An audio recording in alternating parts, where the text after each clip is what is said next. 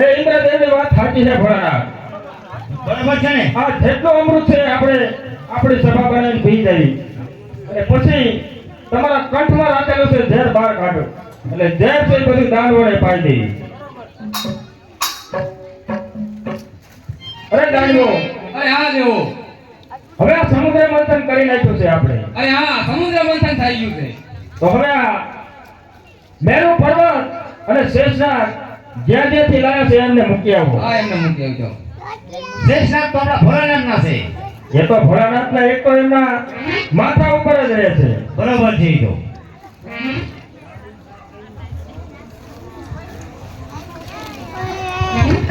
અરે હા હા સમુદ્ર મંથન કરતા આમાંથી અમૃત નીકળ્યું છે અને એ અમૃત દેવો પીને અમર થઈ જાય છે ના દાનવોને ઝેર પાય છે. તો લાવ અત્યારે હું દેવનું સ્વરૂપ ધારણ કરી એમના ભેગો ફરી જાઉં અને એવું ધારણ કરું કે દેવો મને ઓળખી ના શકે અને ચંદ્ર અને સૂરજની વચ્ચે બેસી જાઉં તો જ હું રહું. અને અમૃત પી હું અમૃત થઈ જાઉં. અરે કેમ ભોળાનાથ, પેલા દાનવોને ઝેર પાઈ દઈશું ને પછી આપણે અમૃત પીવી. દારૂને ઝેર ફાડી લઈને નશો ડબલ થઈ જાય છે. ડબલ નશો ચડી જાય એટલે ખબર જ ન પડે. અરે લ્યો દાનવો, બહુ તમે મહેનત કરી છે સમુદ્ર મંથનમાં, તો હવે તો કઈક પીવું જશે ને તમારે. અમૃત છે પીવું છે ને, અમૃત છે અમૃત. શું લાવો? આવી રીતે અમૃત પીવાય? કેવી રીતે પીવાય? હા એમ આમ કરો મોઢું, હજી ફાડે મોઢું, એટલું જ મોઢું ફાડે. અમૃત એટલા મોઢામાં થાય છે નહીં થાય હજી વધારે ફાડવું છે. રાખો માથું નીચું. હા એમ મોઢું ફાડો.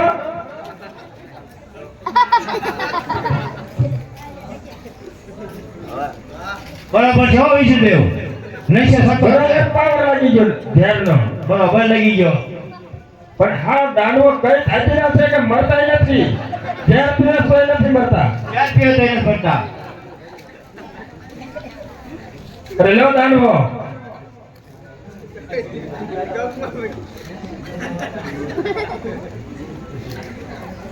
આટલા શેષ નાગે એમને ઝેર ઉઠ્યું તોય કઈ થયું અને પાણી છે તોય નથી કઈ થતું. હા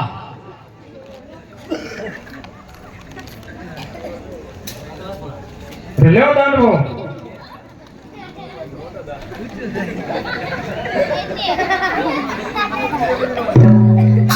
અરે કેમ ભણા જેટલું ઝેર હતું એ બધું દાનવોને પી દીધું છે.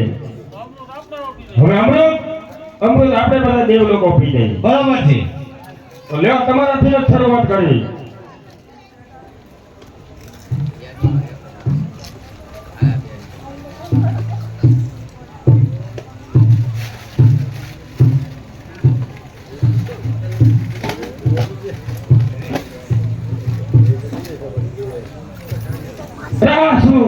આ તો કોઈ દાનવ છે, આ કોઈ દેવતા નથી લાગતો.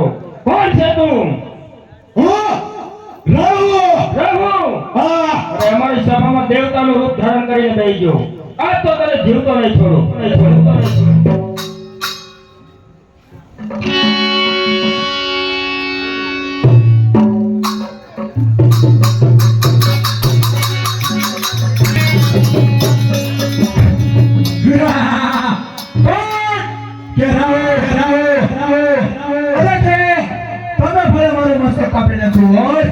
પણ મારું મસ્તક હવે અમર થઈ ગયું છે.